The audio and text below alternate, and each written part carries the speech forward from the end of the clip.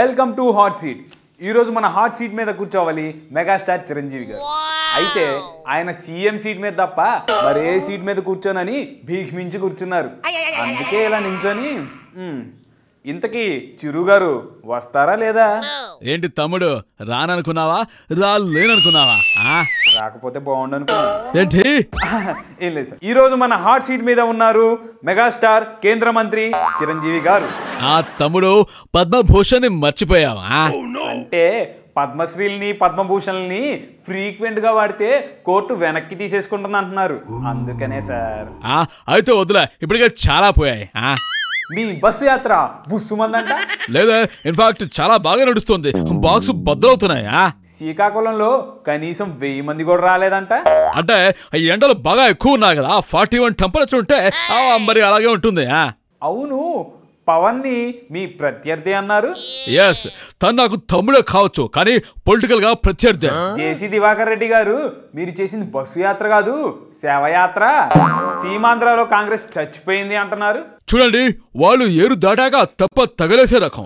అలాంటి మాటలు నేను పట్టించుకోను. మరి మీ డైహార్డ్ ఫ్యాన్స్ కూడా మీ బస్సు యాత్రని బహిష్కరించారు.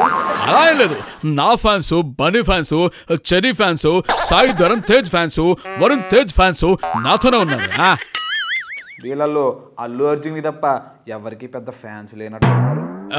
ఏంటి అంటే అల్లు అర్జున్ మామగారు కూడా కాంగ్రెస్ లో సీట్ కోసం ట్రై చేస్తున్నారంట. ఇది ప్రజాస్వామ్యం, ఎవరైనా రాజకీయాల్లోకి రావచ్చు, పార్టీ పెట్టచ్చు. అంటే సినిమాల్లో వచ్చినట్టుగానే పాలిటిక్స్ లో మీ ఫ్యామిలీ మొత్తం వచ్చేస్తారా? అభిమానులు ఆశిస్తే తప్పకుండా వస్తాం. కానీ నెక్స్ట్ మీరు నిలబడితే డిపాజిట్స్ కూడా రావంటున్నారు. हेलो, हाँ मैडम जी, मैं जाता हूँ, आके आता हूँ, पूरी नहीं इडली इडली खाता हूँ. 30 రోజుల్లో హిందీ భాష బుక్లు 2 కొనేసి చదువుతున్నాను. 15 days తో నాకు హిందీ వచ్చేసింది.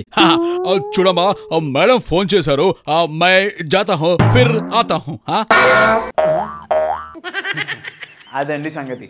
పొలిటీషియన్స్ కి పంచు పెడితే ఇలానే పరారవుతారు. అయినా లాస్ట్ పంచు పొలిటీషియన్ కి ఇస్తే మీడియాకి వచ్చే కిక్కే వేరప్ప. సో అదండి ఈ వారం హాట్ సీట్.